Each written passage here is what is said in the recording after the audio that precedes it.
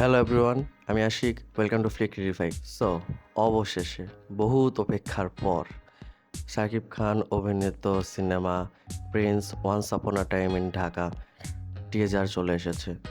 চলুন আমরা আজকে সেটা রিয়াকশন করব এবং রিভিউ দেব।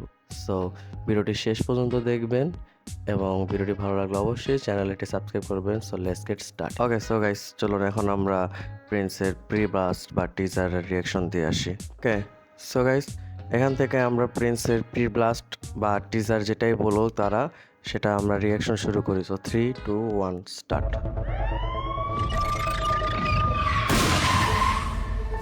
ঢাকার এই আন্ডারওয়ার্ল্ডে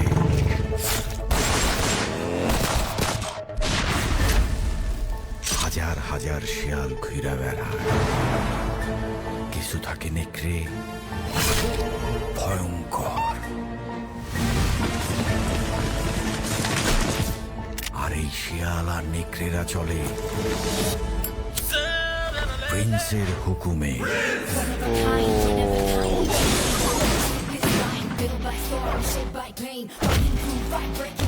সব শিয়াল কুকুর দেখি একসাথে হয়েছে।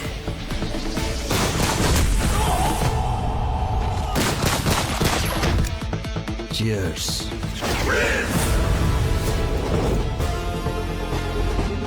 আমার সাথে যে ধান্দা করবে তার জন্য মিষ্টি, আর আমার শত্রুর সাথে যে ধান্দা করবে তার জন্য বুলেটের বৃষ্টি।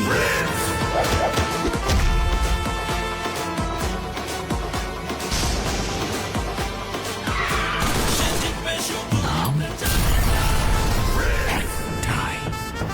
প্রিন্স।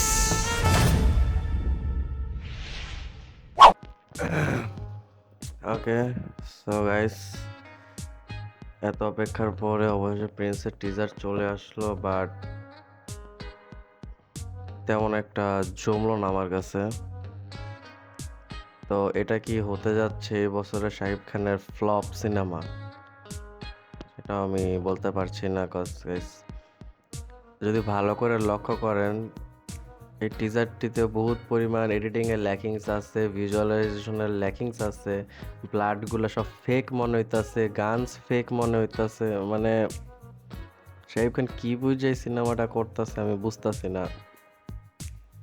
যদি এই সিনেমাটা ভালো না হয় তাহলে ভাই শাকিব খানের, এই যে শাকিব খান হিটের পর হিট দিয়ে যাচ্ছিল, মাঝখানে এটাও আবার ফ্লপ চলে আসলো।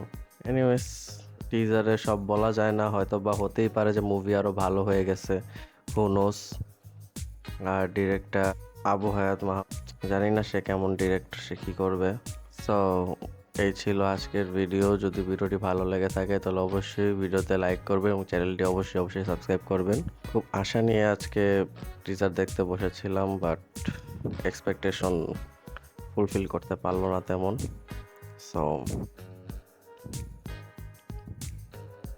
Good bye.